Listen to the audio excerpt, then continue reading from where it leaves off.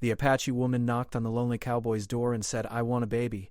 The gunshot split the desert silence before Jack Turner even saw the rider. He dove behind the water trough as wood splinters exploded from his cabin door.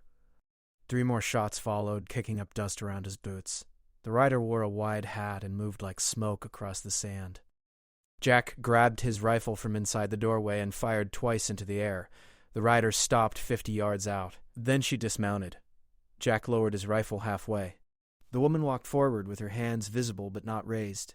She wore traditional Apache clothing mixed with trail gear, her black hair braided down her back. Her face carried the kind of beauty that made men stupid and the kind of hardness that kept them alive. She stopped 10 feet from his porch. "I want a baby," she said. Jack blinked. The rifle felt suddenly heavy in his hands. He had been alone on this stretch of Arizona territory for 2 years. The nearest town was 40 miles east. The nearest neighbor was dead, killed by raiders 6 months back. He saw maybe 3 people a year, and none of them were women, and absolutely none of them started conversations like this. "You just shot at my door," Jack said. "I needed your attention," she replied. Her English was perfect, barely touched by accent. "I am Mary Cloud. My husband died in the winter. I have no family left. The tribe expects me to remarry, but the men available are either too old or too foolish or too cruel. I do not want any of them." Jack stood slowly, still holding the rifle. "So you rode out here to shoot at me?" Mary's expression did not change. "I have watched you for 3 days. You do not drink. You do not beat your horses. You fixed the fence for the Martinez family before the soldiers burned them out. You buried the prospector who died on the trail even though he had nothing to steal. You are alone but not mean. That is rare." The sun hammered down on them both. Jack's shirt stuck to his back with sweat. A hawk circled overhead, crying out once before gliding west. "This is crazy," Jack said. "Yes," Mary agreed. "But I need a child. In my culture, a woman without family is vulnerable. A woman without children disappears. The tribe is moving north to the reservation. I will not go. I will not live in a cage. But I need a child to have value when I trade, when I need help, when I am old. A child gives you a future. A child makes you human to others." Jack leaned the rifle against the cabin wall. "And you want me to be the father? I want you to give me a child," Mary corrected. "I do not want a husband. I do not want someone to own me or tell me what to do. I want a baby, and then I want to leave. You will never see me again. The child will be mine." "What if I say no?" "Then I find someone else," Mary said simply. "But it will be someone worse than you. The prospectors are animals. The soldiers are liars. The ranchers are married. You are the best option I have seen in 3 months of looking." Jack's mind raced. This was insane. This was the kind of story people told around fires to pass the time. But Mary stood there like she was discussing the weather. Her face showed no shame, no uncertainty. She had made a choice and was following through. "How do I know you will leave?" Jack asked. "You do not," Mary said, "but I keep my promises." "It is all I have left." A dust devil spun up in the distance, twisting across the hard pan before collapsing. Jack thought about the silence of his cabin, the empty months, the conversations he had with his horses, because there was no one else. He thought about what it meant to be alone versus what it meant to be lonely. 3 days, Mary said. "I will stay 3 days. That should be enough time. Then I go. And if nothing happens?" "Then nothing happens, and I try somewhere else. But I am healthy and strong, and my mother had 8 children. It will happen." Jack looked at her rifle, still in the saddle holster on her horse. "Why did you shoot at me if you wanted my help?" "Because I wanted to see if you were a coward," Mary said. "A coward would have stayed inside or run away. You came out shooting? That is good. A child needs a father with courage in his blood, even if he never meets him." Jack laughed, surprising himself. The sound was harsh and strange after so long with no company. "You are either the craziest person I have ever met or the smartest." "I am both," Mary said. "Do we have an agreement?" The sun climbed higher. Somewhere in the hills, coyotes started their afternoon howling. Jack picked up his rifle and walked past Mary to her horse. He pulled her rifle from its holster and brought it back to the porch, leaning it next to his own. 3 days, he said. "Then you leave." 3 days, Mary agreed. "Thank you." She walked to her horse and pulled down a small pack. Jack watched her move with the efficiency of someone who had spent their whole life traveling. No wasted motion, no hesitation. She looked back at him once before walking toward the cabin door. "One more thing," she said. "If I have a girl, I will name her after my mother. If I have a boy, I will name him after my father." "You get no say in this." "I do not want to say," Jack replied. "Good," Mary said, and stepped inside his cabin like she had lived there all her life. Jack stood on the porch for a long time after she went inside. The desert stretched out forever in all directions, empty and brutal and honest. He had come here to escape people and their complications. Now a woman had literally shot her way into his life with the strangest proposal he could imagine. He followed her inside, closing the bullet-riddled door behind him. The smell of coffee filled the cabin before dawn. Jack woke to find Mary already dressed, packing her belongings into her saddlebag. She moved quietly, but he had become a light sleeper in his years alone. He sat up on his cot while she worked by lamplight. "You are leaving early," he said. "No reason to wait," Mary replied without turning. "It is done. It has only been 2 days. That is enough." Jack pulled on his boots and stood. His cabin felt smaller with another person in it. Strange how quickly he had adjusted to her presence. They had barely spoken after that first day. She cooked meals with ingredients from her pack. She cleaned without being asked. She treated their arrangement like a business transaction, efficient and unemotional. "You will be okay out there alone?" Jack asked. "I have always been alone," Mary said. "Now I will just have company eventually." She finished packing and lifted the saddlebag. The weight did not seem to bother her. She walked to the door and stopped, looking back at him for the first time that morning. "You are a good man, Jack Turner. If I am wrong about that, then I am wrong about everything. But I do not think I am wrong." "Where will you go?" "Just acid, then west. There are places the soldiers do not go. Places where a woman with a child can live without questions." "I will find one." Jack wanted to say something else, but words felt inadequate. This woman had appeared like a storm and would leave the same way. He had been a means to an end, nothing more. It should have bothered him more than it did. Mary opened the door. The pre-dawn darkness waited outside, cool and vast. She paused in the doorway. "If you are ever in trouble," she said quietly, "burn sage on the full moon. I will smell it and know. I will come if I can." Then she was gone. Jack stood in the empty cabin and listened to her horse move away into the darkness. The hoofbeats faded quickly, swallowed by the desert. He walked to the door and looked out at nothing. The stars were fading as the eastern sky turned gray. He spent the day repairing the bullet holes in his door. 3 months passed. Jack fell back into his routine of isolation. He tended his small garden. He rode fence lines. He hunted rabbits and tracked coyotes. The silence returned, comfortable and familiar. He thought about Mary sometimes, wondered where she had gone, whether she had found her place in the wild corners of the territory. Then the riders came. There were 5 of them, and they appeared at sunset, like demons summoned by dying light. Jack saw them from a mile out and knew immediately they meant trouble. Nobody rode that hard toward a lone cabin with good intentions. He grabbed his rifle and 2 boxes of ammunition. He filled his canteens and stuffed jerky into his pockets. Then he slipped out the back window and ran for the rocks. The riders reached his cabin 10 minutes later. Jack watched from behind a boulder 200 yards uphill. They circled the building twice before dismounting. One kicked in the door while the others spread out. Jack recognized their leader, a man named Carl Boyd, who ran with a gang of thieves and killers. They had raided homesteads across 3 territories. The army wanted them. The Apache wanted them dead. Jack raised his rifle and fired once into the air. The riders spun, searching for the source. Jack fired again, closer this time, kicking up dust near their horses. The animals spooked and scattered. 2 of the men ran after them while Boyd and the others took cover. "Show yourself," Boyd shouted. "We just want to talk." Jack fired a 3rd time, shattering a window. That was his response. Boyd fired back, his bullet striking rock 5 feet to Jack's left. The fight was on. For an hour they traded shots as the sun set and darkness claimed the desert. Jack had position and patience. The riders had numbers and desperation. Bullets pinged off rocks and whined into the sky. Jack moved between positions, never staying in one place long. He hit one rider in the shoulder and another in the leg. Not kill shots, but enough to make them cautious. Then Boyd did something smart.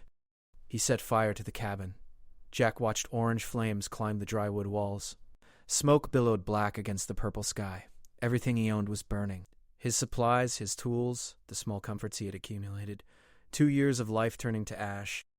The riders mounted their recovered horses and rode north, laughing and firing their guns into the air. They had won by destroying instead of taking. Jack lowered his rifle and watched his home burn.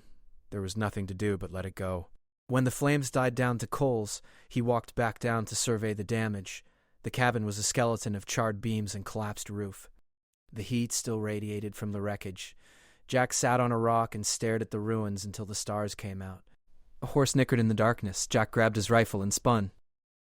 A rider approached slowly from the south, hands visible. Even in the starlight, he recognized the way she sat in the saddle. Mary dismounted and walked to where Jack sat. She looked at the destroyed cabin, then at him. Her face showed no surprise. "I smelled smoke," she said. "And it is the full moon." Jack looked up. Sure enough, the moon hung fat and silver overhead. He had not burned sage, had not called for help, but she had come anyway. "Boyd and his gang?" Jack said. "They burned me out." "Boyd," Mary repeated. "The one with the scar on his neck? That is him." "I know where they camp," Mary said. 3 hours northwest. There is a canyon with a spring. They think it is secret." "How do you know?" "I know many things," Mary replied. "Do you want revenge or do you want to survive?" Jack stood. "What is the difference?" "Revenge means you ride after them and probably die. Survive means you leave and build somewhere else. The desert is big. There are other places." Jack looked at the smoking ruins again. Revenge felt hollow compared to the exhaustion in his bones. Boyd would hurt others whether Jack stopped him or not. The cycle never ended. But starting over, finding a new piece of empty land, that was possible. That was something he could control. "I will survive," Jack said. "Good choice," Mary nodded. "Come. I have a camp 2 hours south. You can rest there and decide what to do next." "Why are you helping me?" "Because you helped me," Mary said simply. "And because my son should know his father was not a coward who died for nothing." "Your son?" Mary smiled for the first time since Jack had met her. "Born 6 weeks ago. Healthy and loud. He has your eyes." Jack felt something shift in his chest, a connection he had not expected. He had given Mary what she wanted and expected nothing in return. But now there was a child in the world with his blood. A boy he would never raise, but who existed because of one strange agreement in the desert. "What is his name?" Jack asked.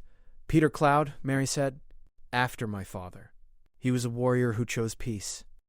"I hope the boy is the same. Can I see him?" Mary shook her head. "That was not our agreement. But I will tell him about you when he's old enough to understand. I will tell him his father was brave and kind." "That is enough." Jack wanted to argue, but he respected the boundary. Mary had kept her word. She had given him what most men never got, the knowledge that something of them would continue. That was more than enough. They rode south together through the darkness. Mary led the way, navigating by stars and instinct. Jack followed, his entire life reduced to what he carried on his horse. Behind them, the last embers of his cabin flickered and died. After 2 hours, they reached a sheltered canyon where a small fire burned. Next to it, wrapped in blankets, a baby slept in a carefully constructed crib of bent branches and leather. Jack dismounted and stood looking at the child from a distance. "You can look closer," Mary said. Jack approached slowly. The baby had dark hair and tan skin. His small fists curled near his face. In sleep, he looked peaceful and impossibly fragile. Jack had seen newborn calves and foals, but this was different. This was human. This was his son. "He is perfect," Jack said quietly. "Yes," Mary agreed. "He is everything I hoped for." Jack straightened and looked at Mary. "What will you do now?" "I have a place picked out. Good water, hidden from trails. I will build something small and raise him there. When he is older, I will teach him to survive. He will be Apache and white, both. He will belong nowhere and everywhere." "That is a hard gift, but it is the only one I can give him. If you ever need anything," Jack began. "I will send word," Mary interrupted, "but I will not need anything. I am very good at surviving." Jack believed her. This woman had orchestrated her own future with precision and courage. She had identified a problem and solved it without asking permission or apologizing. The world would be easier if more people had her clarity. "I should go," Jack said. "You both need rest.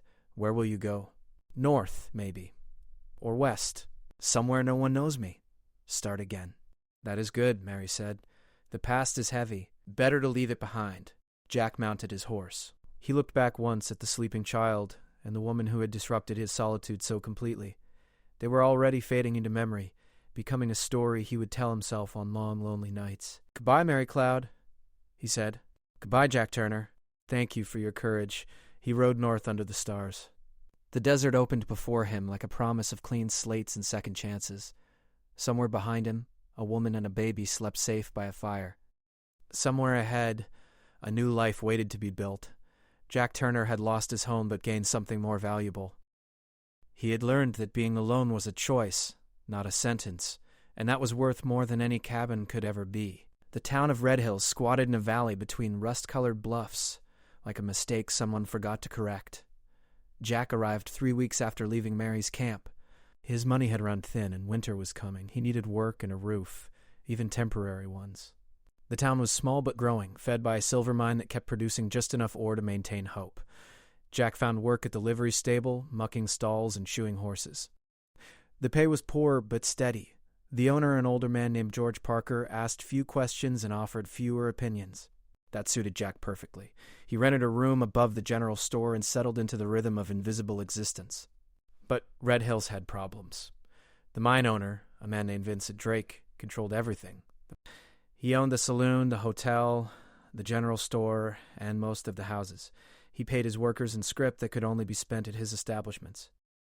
He hired enforcers who kept people in line with threats and occasional violence. The town lived under his thumb, and nobody seemed willing or able to push back. Jack learned all this in his first week, from George, who spoke about it with the resignation of a man who had given up fighting. "Drake is careful," George said while they worked in the stable. "He never breaks the law in ways the marshal can prove. He just squeezes and squeezes until people give up and leave, or give up and stay. Most stay. Leaving takes money nobody has." "Why do you stay?" Jack asked. George shrugged. "I am 71 years old." "Where would I go?" Jack said nothing. He understood that kind of exhaustion. He had felt it himself before Mary appeared and disrupted everything.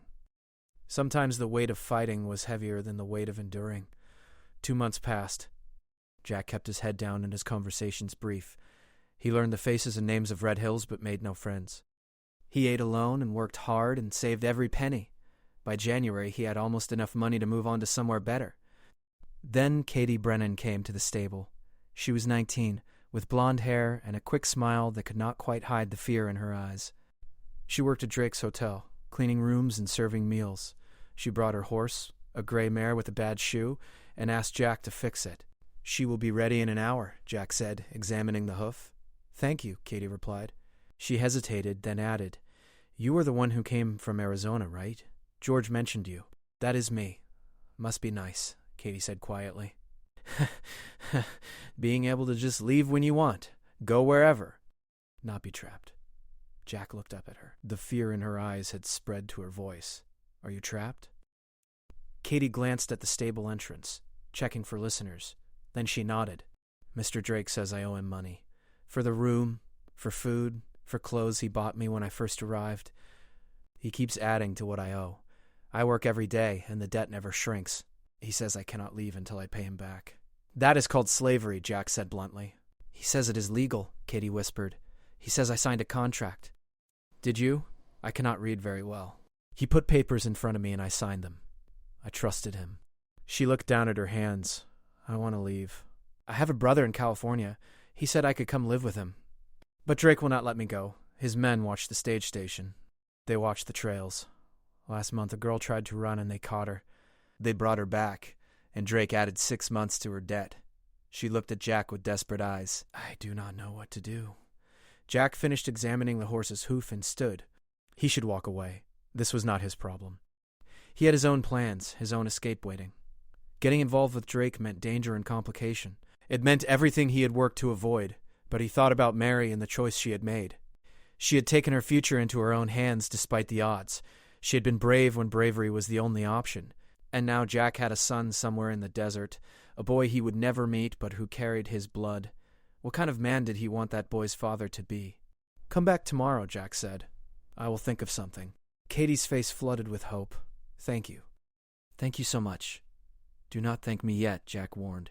"I do not even know if I can help." But Katie was already smiling, already crying with relief. "Just knowing someone will try is enough," she said. Jack watched her leave, then cursed under his breath. He had just made himself Drake's enemy. but turning away felt worse than the danger of getting involved. Some things mattered more than safety. That night, Jack sat in his small room and made a plan. He needed to get Katie out of Red Hills without Drake knowing until she was too far gone to catch. He needed to do it without money since she had none and his savings were minimal. And he needed to do it in a way that would not get him killed. By morning, he had an idea. Risky and barely possible, but an idea nonetheless. He found Katie at the hotel during her lunch break. She slipped out the back door and met him in the alley. "Can you ride for 8 hours straight?" Jack asked. "Yes," she said immediately. "Can you shoot?" "A little," I thought. Jack handed her a piece of paper with directions. "Tomorrow night, Drake is going to Carson City for a meeting. He will take his best men with him. That leaves only 2 watching the town. I will create a distraction. You take your horse and ride hard for the border. Do not stop. Do not look back. If someone follows you, shoot at them. You do not have to hit them, just scare them." What about you? "I will be fine," Jack lied. "Go to your brother, build a life." "Forget this place. Why are you doing this?" Katie asked. "You do not even know me." Jack thought about that. "Because someone once did something impossible for me, and I never got to thank them properly. This is me paying it forward." Katie hugged him quickly, then pulled back, embarrassed. "Tomorrow night," she said. "I will be ready." Jack nodded and walked away before he could change his mind. The next evening, Jack waited until full dark. Drake had left that afternoon with 3 men, just as George had predicted. That left 2 enforcers in town, both stationed at the saloon. Jack had prepared carefully. He had moved his few belongings to a hiding spot outside town. He had borrowed a second horse from George without telling him why.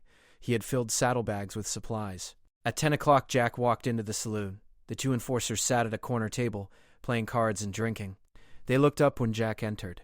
One was tall and thin with a knife scar across his cheek. The other was built like a barrel with hands the size of dinner plates. "Stable boy," the thin one said. "You lost?" "I am looking for work," Jack said. "I heard Mr. Drake pays well for men who can handle trouble." The enforcers exchanged glances. "Drake is not here." "I know." "I can wait." Jack ordered whiskey and sat at the bar. He drank slowly and watched the room in the mirror behind the bottles. After 20 minutes, the barrel-shaped enforcer walked over. "Drake does not hire drifters," the man said. "I am not a drifter," Jack replied. "I am a man who knows when to leave a sinking ship." "What does that mean?" "It means George is planning to sell the stable and leave town." I thought Drake might want to know before someone else buys it. The enforcer frowned. "George never said anything about selling. George never says anything to anyone," Jack said. "But I saw the letters. Buyer from Denver. Coming next week." The enforcer turned to his partner and jerked his head toward the door.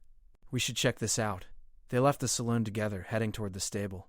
Jack waited 30 seconds, then followed. The street was empty.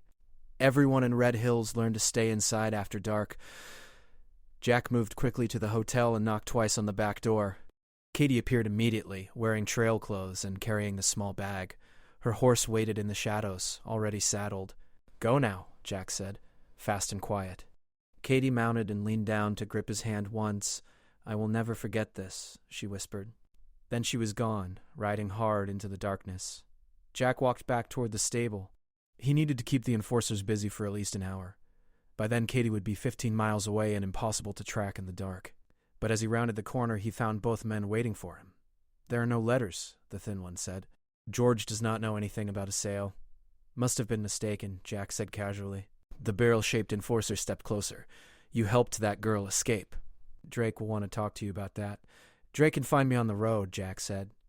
"I am leaving tonight." The thin enforcer drew his gun. "No." Jack moved faster than either man expected.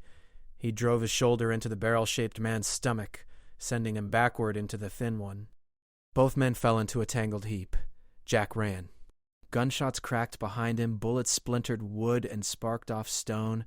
Jack zigzagged through the street, making himself a difficult target. He reached the edge of town and sprinted for the rocks where he had hidden his horse. More shots. Shouting. The enforcers were coming fast. Jack found his horse, grabbed the reins, and swung into the saddle. He kicked hard, and the animal lunged forward into the desert darkness. The pursuit lasted 2 hours. Jack used every trick he knew to lose them. He rode through streams to hide his tracks. He doubled back and circled around. He climbed rock faces where horses barely fit. Slowly, gradually, the sounds of pursuit faded behind him. By dawn, he was 20 miles north of Red Hills, exhausted but free. He stopped at a creek to water his horse and catch his breath. In the growing light, he could see mountains in the distance, purple and promising. New territory, new possibilities. Jack Turner had become a fugitive to save someone else's future. It should have felt stupid. Instead, it felt right. Mary had taught him that courage meant acting despite the cost. Katie's freedom was worth whatever came next. He mounted up and rode toward the mountains, leaving Red Hills and Vincent Drake far behind. The mountains took 3 days to reach. Jack traveled carefully, avoiding trails and staying out of sight. He expected Drake's men to follow, but the empty desert behind him stayed empty. Maybe they decided one escaped cleaning girl was not worth the effort. Maybe Drake had bigger problems. Either way, Jack was grateful. The mountain town was called Silver Creek, though no silver had been found there in 20 years. It survived on logging and cattle, honest work that attracted honest people. Jack found employment at a sawmill, cutting timber for 12 hours a day. The work was brutal but simple, no complications. No enemies, just wood and sweat and an honest wage. He rented a cabin on the edge of town and settled into solitude again. The other mill workers tried to include him in their poker games and drinking sessions, but Jack politely declined. He had learned the value of keeping distance. Connections meant complications. Complications meant pain. 6 months passed this way. Summer turned the mountains green and filled the creeks with snowmelt. Jack worked and saved money. He thought about Katie sometimes, hoped she made it to California and her brother. He thought about Mary and little Peter more often, wondered how big the boy had gotten, whether he was walking yet. These thoughts felt distant, like memories from someone else's life. Then George Parker arrived. Jack was walking home from the mill when he saw the old man sitting on the porch of his cabin. George looked older, more tired, but his eyes held the same quiet resignation Jack remembered. "George," Jack said, surprised. "How did you find me?" George smiled. "I am old, not stupid," asked around. "Followed rumors. Found you eventually." He gestured to the empty chair beside him. "Can we talk?" Jack sat. "Why are you here?" "To tell you what happened after you left." George pulled out a pipe and lit it slowly. "Katie made it to California. She sent a letter to the general store thanking everyone who helped her. She is happy, working in her brother's restaurant, engaged to a farmer. She wanted you to know." "That is good news," Jack said. "I am glad she is safe." "There is more," George continued. "Drake came back and found out what happened. He was furious. He tore the town apart looking for information. He knew someone helped Katie, but nobody talked. Finally, he decided it must have been you. He put a bounty on your head, $500. Jack absorbed this information calmly. He had expected consequences. "That is a lot of money." "It gets worse," George said. "About a month after you left, Drake tried to grab another girl the same way he did Katie. But this time, the girl's father fought back, shot one of Drake's men. The town marshal finally had enough evidence to act. They arrested Drake and found records of 15 girls he had trapped in debt slavery. He is in prison now. Probably will hang." Jack felt a strange satisfaction. "So it worked out. Because of you," George said firmly. "Katie escaping started everything. If she had not gotten out, nobody would have fought back. You saved more than just one girl?" He paused. "But Drake's brother runs things now, and he is even meaner. The bounty is still active. That is why I came. To warn you." "I appreciate that," Jack said, "but I am not going back to Red Hills." "Good. Do not." George stood slowly, bones creaking. "I just wanted you to know what your courage meant." Katie was not the only one who remembered. The whole town knows what you did, even if they cannot say it out loud." They shook hands. George left the next morning, heading back to Red Hills and whatever remained of his life there. Jack watched him go, then went to work at the mill like always. But something had changed. George's visit reminded Jack that actions had consequences beyond what you could see. Katie was free and happy because he had helped her. Drake was in prison because Katie's escape had inspired others to fight back. Courage was contagious. Small acts of defiance rippled outward in ways you could never predict. Jack thought about Mary again. About the choice she made to have a child on her own terms. About the courage it took to walk away from her tribe and build a new life. About Peter growing up with that strength as his foundation. Mary had been brave in ways most people never would be. She had taught Jack what it meant to seize control of your destiny. One night in August, Jack sat on his cabin porch and watched the stars emerge. The air smelled of pine and wood smoke. Somewhere an owl called out, hunting in the darkness. Jack realized he was content. Not happy exactly, but settled. He had work and a place to live and no immediate threats. For a man who had lost everything twice, that felt like abundance. A month later, the stranger arrived. He appeared at the mill during lunch. A short man with dark skin and long black hair. He wore a mix of Apache and settler clothing. He approached Jack directly, ignoring the curious stares of the other workers. "Jack Turner," the stranger said. It was not a question. "Yes." "I bring a message from Mary Cloud." He handed Jack a small leather pouch. "She said you would understand." Jack opened the pouch. Inside was a bracelet, woven from grass and leather, the kind Apache children wore for protection. Attached to it was a small note in careful handwriting. "Jack," the note read, "I am sick. The winter was hard, and I did not recover. Peter is strong and healthy, but I cannot raise him alone anymore. I am sending him to the mission school in Santa Fe, where he will be safe and educated. But I wanted you to know he exists in the world. I wanted you to know your son will survive. The bracelet is from him. He does not know what it means yet, but someday he will. Thank you for everything. Mary Cloud." Jack stared at the bracelet. His hands trembled. The stranger watched him quietly. "Is she—" Jack could not finish the sentence. "She died 2 weeks ago," the stranger said gently. "Peaceful. She made arrangements for the boy before the end. He will be taken care of." Jack closed his eyes. Mary Cloud had blazed into his life and out of it like a comet. She had asked the impossible and made it happen through sheer will. Now she was gone, and somewhere a 5-year-old boy with Jack's eyes was beginning a new chapter. "Where is the mission school?" Jack asked. "Santa Fe." The stranger hesitated. "She said you might want to know where he is. But she also said you should not come unless you plan to stay.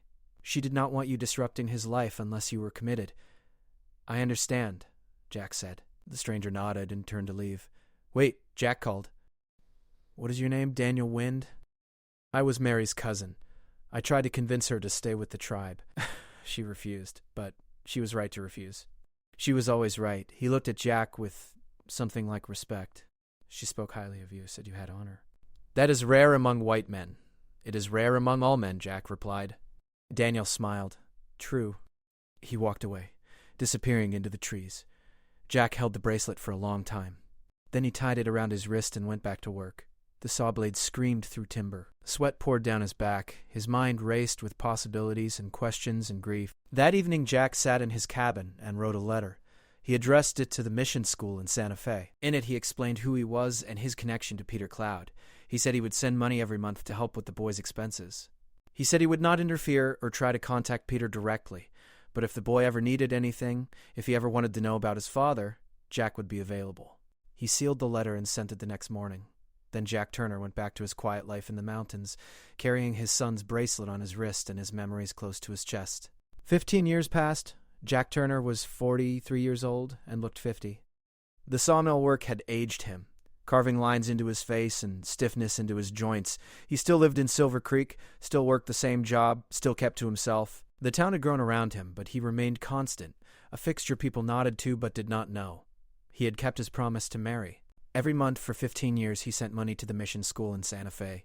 He never asked for updates or acknowledgement. The money simply went, a silent current connecting him to a son he had never met. Then, one summer morning, a young man knocked on his cabin door. Jack opened it to find a stranger standing on his porch. The stranger was 20 years old, tall and lean, with dark hair and piercing blue eyes. He wore trail clothes and carried himself with quiet confidence. Jack knew immediately who he was. "Mr. Turner," the young man said, "I am Peter Cloud." Jack's breath caught. For a moment he could not speak. He simply stared at this impossible visitor, this piece of himself walking and talking and standing in the morning sunlight. "Ah." "Come in," Jack finally managed. Peter stepped inside. He looked around the simple cabin with curious eyes, taking in the Spartan furnishings and well-worn tools.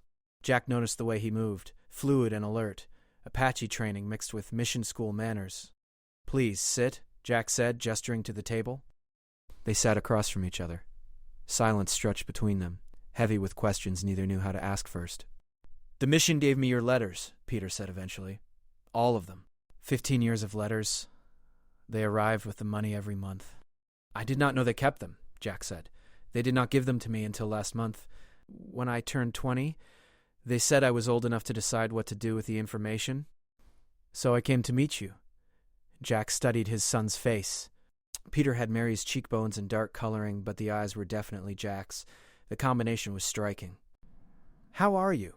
Jack asked, the question feeling absurdly inadequate. I am well. The mission educated me. I can read and write in English and Spanish. I know mathematics and history. They trained me in carpentry and farming. I am prepared to make a living.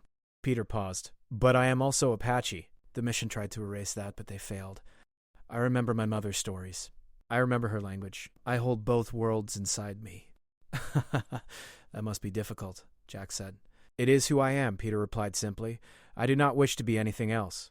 Another silence. Outside, birds sang and the wind moved through pine trees. Jack wanted to say 1,000 things but could not find the words for any of them. Why did you come? Jack asked. What do you want from me? Peter considered this. I wanted to see the man who helped my mother. She told me stories before she died. I was very young, but I remember. She said you were kind when kindness was rare. She said you gave her what she needed without demanding anything in return. She said you were proof that honor existed in the world. Peter met Jack's eyes. I wanted to see if she was right. Was she? I think so, Peter said. You sent money for 15 years to a child you never met. You kept your word to a woman you barely knew.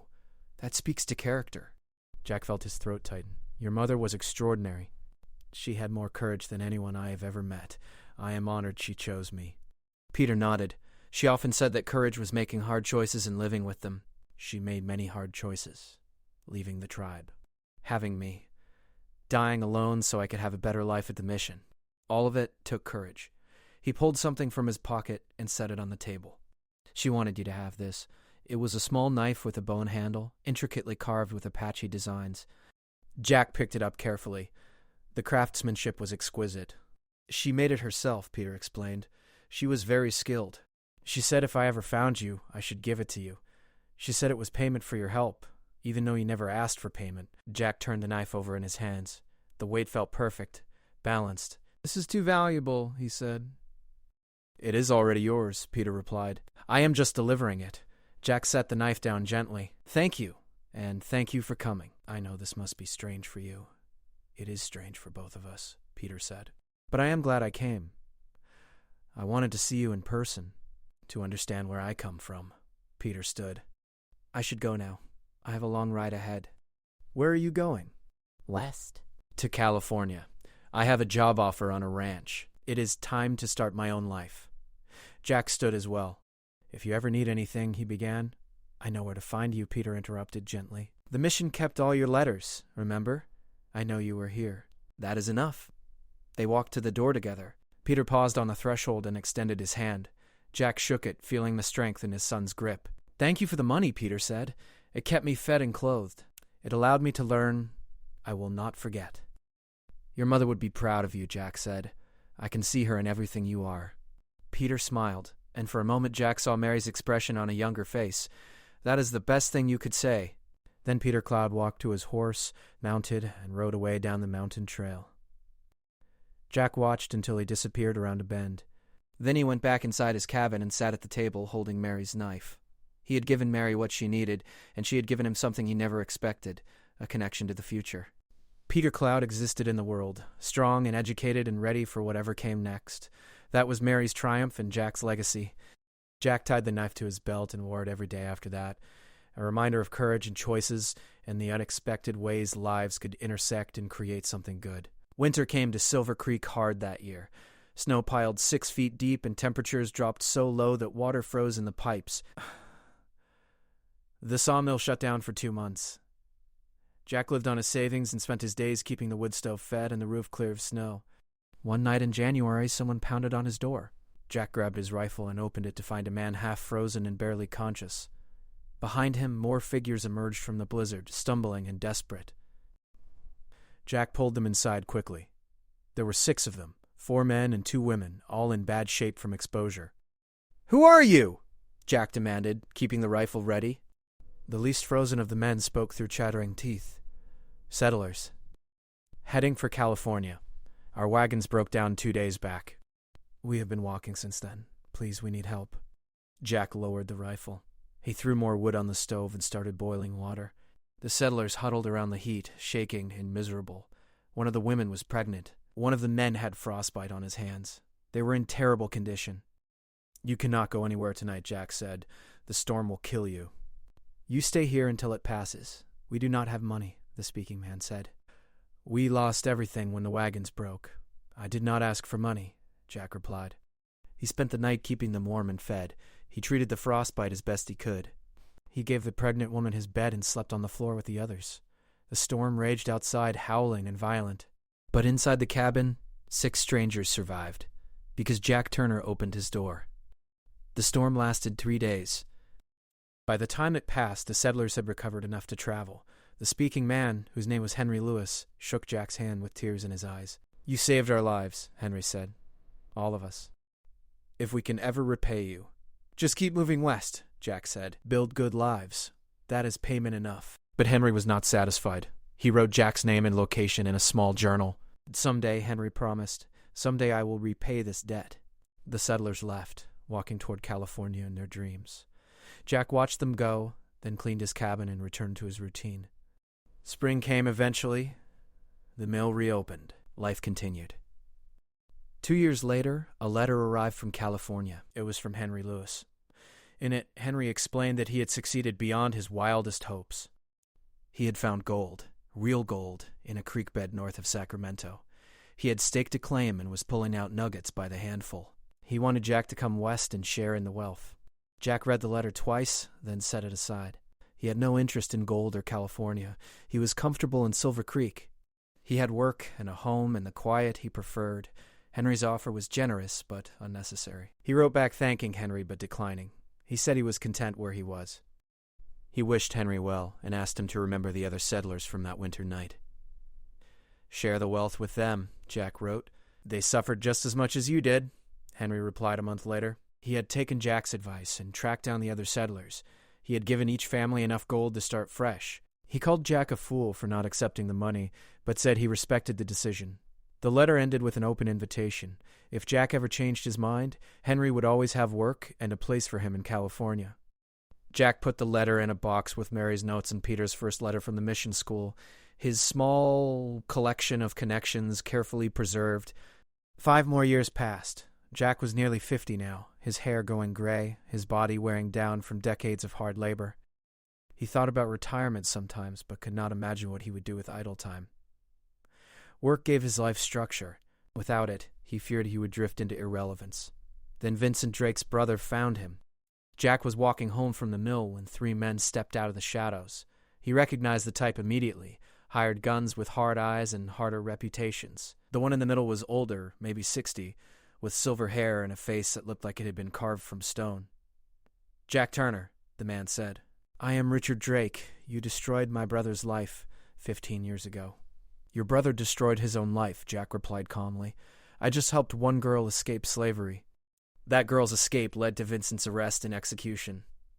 Everything we built collapsed because of you." Richard moved closer. "I have been looking for you for a long time.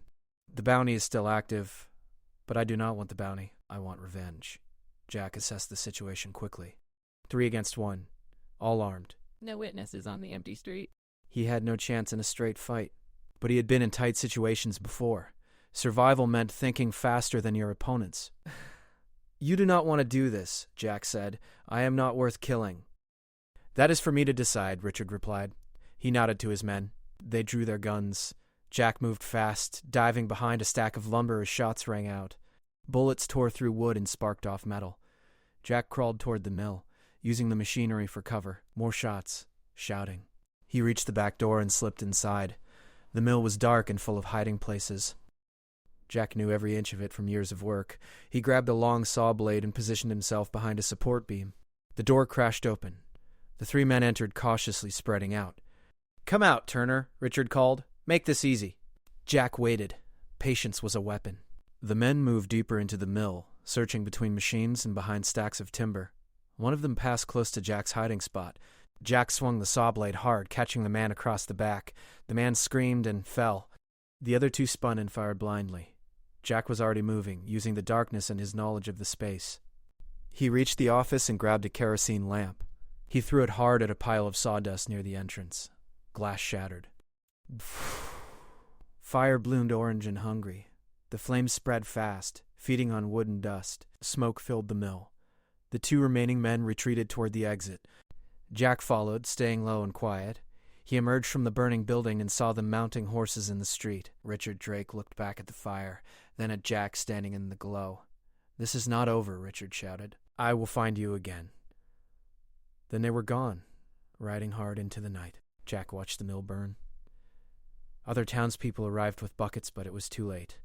The mill was gone, consumed by flames. 15 years of his life turned into ash for the second time. The mill owner, a decent man named Robert Hill, found Jack sitting on a rock watching the fire. "What happened?" Robert asked. "Past caught up with me," Jack said simply. Robert sat beside him. "You got enemies?" "One very determined enemy." "You planning to run?" Jack thought about that. He was tired of running, tired of losing everything and starting over. But Richard Drake would not stop. The man had spent 15 years nursing hatred. He would keep coming until one of them was dead. "Yes," Jack said finally. "I am planning to run." "Where to?" "As far as I can get." Robert pulled out a folded paper and handed it to Jack. "Train ticket to San Francisco?" "Paid in full. Leaves tomorrow morning." "Consider it severance pay. You worked hard for me. You deserve better than dying in the street." Jack took the ticket. "Thank you. Do not thank me. Just go. Live longer than the bastards chasing you." "That is the best revenge." Jack left Silver Creek the next morning. He took nothing but the clothes on his back, Mary's knife, and the bracelet from Peter. Everything else he left behind. The train carried him west through mountains and desert. Jack stared out the window and thought about the strange path his life had taken. From Arizona to Red Hills to Silver Creek, always moving, always one step ahead of his past. Mary would have understood. She had lived the same way, choosing freedom over safety. San Francisco loomed ahead, vast and crowded and anonymous. Jack Turner would disappear into its streets and start again, maybe for the last time. He was getting too old for running. But for now, he was alive and moving forward. That was enough. The train pulled into San Francisco at sunset, painting the bay in shades of gold and orange. Jack stepped onto the platform and into the chaos of the city. Thousands of people moved in every direction, shouting in dozens of languages, carrying goods and dreams in desperation. It was overwhelming after the quiet of Silver Creek. Jack found a cheap boarding house near the docks. The room was small and smelled of salt and fish, but it was clean enough. He paid a week in advance and collapsed on the narrow bed. Tomorrow he would look for work. Tonight he would sleep and try not to think about everything he had lost. But sleep did not come easily. His mind kept circling back to Richard Drake and the burning mill. The man would not give up. He would keep searching. Jack needed more than distance. He needed to become someone else. In the morning, Jack went to the harbor master's office. Ships needed crew constantly. It was dangerous work, and captains did not ask too many questions about backgrounds. Within 2 hours, Jack had signed on to a merchant vessel called the Pacific Queen, bound for ports along the coast and eventually Hawaii. The ship left that afternoon. Jack worked as a deckhand, learning the rhythms of life at sea. The work was hard and the conditions brutal, but he was surrounded by men who had also left their pasts on shore. Nobody cared who you were before. They only cared if you could tie a knot and handle rough water. For 6 months, Jack sailed up and down the coast. He saw Oregon and British Columbia. He weathered storms that lasted days. He learned to read the ocean and trust his instincts. The sea was honest in a way land never could be. It did not care about your history. It only cared if you were strong enough to survive. In Hawaii, Jack left the Pacific Queen and signed on to a different ship, this one heading to China. More months at sea. More distance from Richard Drake. More transformation into someone new. But in Hong Kong, Jack received a letter.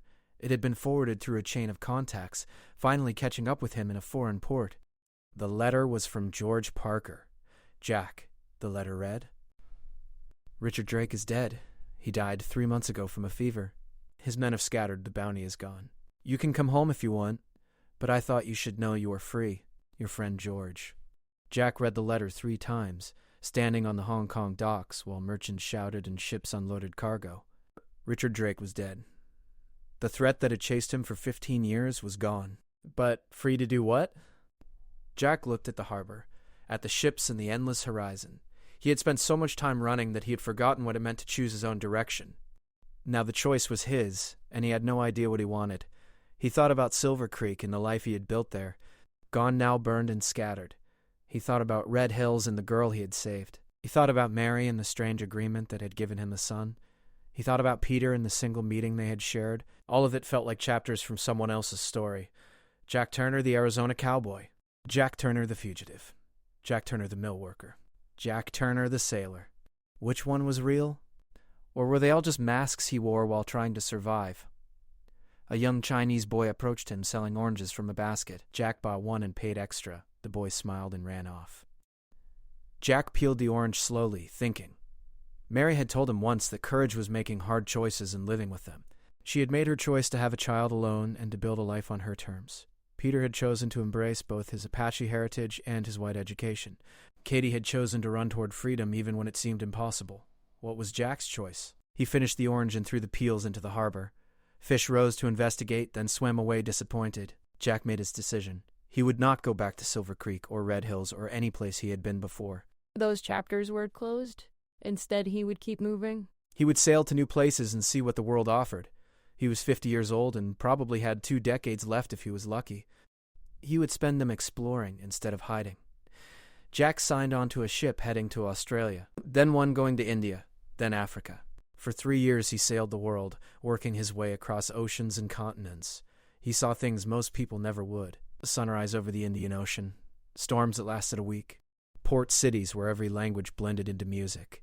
He met people from everywhere, each with their own story of how they ended up far from home. And slowly, Jack Turner stopped running from his past and started simply living his present. In Cape Town, he met a woman named Sarah Bennett. She was 45, a widow who ran a small restaurant near the docks. She had wild red hair and a laugh that filled rooms. She did not ask Jack about his history, and he did not ask about hers. They simply existed together, 2 people who understood that the past was less important than how you treated someone today. Jack stayed in Cape Town for a year. He worked at Sarah's restaurant, cooking and cleaning and managing supplies. They became friends first, then something more. It was easy and comfortable, 2 people who had lived enough life to appreciate simplicity. One evening, sitting on the beach watching the sunset, Sarah asked him a question. "Do you ever think about staying? Really staying? No more sailing? No more running?" Jack considered this. "Sometimes. But I am not good at staying. Because you do not want to, or because you do not know how? Both, probably." Sarah nodded. "I understand that. I ran for years after my husband died. Always moving, always afraid to stop, because stopping meant facing everything I had lost." She looked at him. "But eventually you get tired of running. Eventually you realize that staying in one place does not mean giving up. It means choosing to be present. What changed for you?" "I ran out of places to run to," Sarah said simply. "So I stopped here, opened the restaurant, made a life. And it turned out to be enough." Jack thought about that long after they returned to town. Sarah had found peace by stopping. But Jack was not sure he was ready for peace. He had spent so long in motion that stillness felt dangerous. A month later, Jack told Sarah he was leaving. She did not try to stop him. "I knew you would go eventually," she said. "You have that look. Like you are always searching for something but do not know what it is." "Maybe I will find it someday," Jack said. "Maybe," Sarah agreed, "or maybe the searching is the point." They hugged goodbye. Jack promised to write, and he kept that promise. For years after, he sent Sarah letters from different ports, telling her about his travels. She wrote back with news from Cape Town and encouragement to keep exploring. They remained friends across oceans and years. Jack was 62 when he finally stopped moving. He was in Seattle, working on the docks and feeling his age in every joint. The work that had once been manageable now left him exhausted. His hands ached. His back protested every morning. He was getting too old for physical labor. One day a young man approached him at the dock. The man had dark hair and blue eyes and carried himself with familiar confidence. Jack knew immediately. "Mr. Turner," the young man said, "I am Thomas Cloud, Peter's son." "Your grandson?" Jack stared. The world tilted slightly. "Peter has a son?" "2 sons and a daughter," Thomas said. "He sent me to find you. Said it was time you met the family you helped create." Jack followed Thomas to a small house on the edge of Seattle. Inside, Peter Cloud waited with his wife Elena and their 3 children. Peter was 40 now, with gray touching his temples, but he still had Mary's cheekbones and Jack's eyes. They embraced awkwardly. Then Peter introduced his family. Elena was Apache, soft-spoken and kind. The children were curious and polite. They looked at Jack like he was a curiosity from another era. "Why now?" Jack asked Peter. Why after all these years? Because I wanted my children to know where they came from, Peter said. I wanted them to meet the man who helped their grandmother when she needed it most. You are part of our story, whether you have been present or not. Jack spent a week with Peter's family. He told them stories about Mary, about their one meeting and the agreement they made. He told them about the bracelet and the knife and the letter that arrived 15 years later. He told them about his life of running and sailing and searching. The children listened wide-eyed. Elena smiled and served food. Peter watched Jack with an expression that mixed gratitude and sadness. On the last night, Peter and Jack sat alone on the porch. You gave my mother what she needed, Peter said quietly. And she gave you something you did not know you needed, a connection to the future. She was very wise about that. She was wise about everything, Jack agreed. Will you stay? Peter asked. Seattle is growing. There is work here that does not require young bones. You could be part of this family. The children would love to know you better. Jack wanted to say yes. He wanted to belong to something bigger than himself, but 40 years of moving made staying feel impossible. I cannot, Jack said. I am too restless. Too broken in ways I do not know how to fix. You are not broken, Peter said firmly. You are just used to being alone. There is a difference. Maybe, Jack conceded, but the result is the same. Peter accepted this with the same grace Mary had shown. The door is always open, he said, if you change your mind. Jack left Seattle the next morning. But this time he did not sail away. He took a train inland, heading for places he had never seen. Montana, Wyoming, the Dakotas. He worked odd jobs and kept moving, but slower now. With more intention. He was not running anymore. He was simply finishing the journey. Jack Turner died at 68 in a small town in Montana. He was working at a stable, mucking stalls and shoeing horses like he had done decades earlier. He collapsed one morning and never woke up. The doctor said his heart had simply given out, worn down by years of hard living. The stable owner found Jack's few possessions in his room. A knife with a bone handle, a worn leather bracelet, letters from people scattered across the world, a small notebook where Jack had written his own story in fragments, trying to make sense of the strange path his life had taken. The stable owner contacted the addresses in the letters. Word spread slowly. Sarah in Cape Town learned Jack had died. George Parker, 98 to 3 nearly blind, heard the news in Red Hills. Henry Lewis, wealthy from gold, sent money for a proper burial. Katie Brennan, now grandmother to 7 children, cried when she learned the man who saved her had passed. And Peter Cloud came to Montana with his family. They buried Jack Turner on a hill overlooking endless grassland. Peter said words in Apache and English both, honoring the man who had helped his mother and became his unexpected father. The children placed wildflowers on the grave. Elena sang a traditional song. That evening, Peter opened Jack's notebook and read what his father had written. I do not know if I lived a good life, Jack had written. I made mistakes and ran from consequences. I helped some people and failed others. I never stayed anywhere long enough to build something lasting, but I tried to act with courage when it mattered. I tried to help when I could. Mary Cloud taught me that. She showed me what it means to take control of your destiny, to make hard choices and live with them. I hope I honored her lesson. I hope Peter knows he comes from strength. I hope my grandson Thomas and his siblings understand that family is not just blood. It is the choices you make to show up for each other. I may never have stayed, but I was always connected. That has to count for something. Peter closed the notebook and looked at the Montana sunset. Jack Turner had been a wanderer and a loner. He had spent his life moving from place to place, never quite finding home. But he had touched lives along the way. He had saved Katie and inspired a town to fight back. He had given Mary the child she needed. He had provided for a son he barely knew. He had left marks on the world, small but real. That counted for something. That counted for everything. Peter Cloud kept Jack's notebook and passed it down to his children. The story of the lonely cowboy and the Apache woman became family legend, told and retold across generations, a reminder that courage and kindness could echo across decades, that small acts of defiance and love could change lives in ways you never anticipated. And somewhere in the Montana grassland, under stars that looked the same as they had a century ago, Jack Turner rested, finally still, finally home.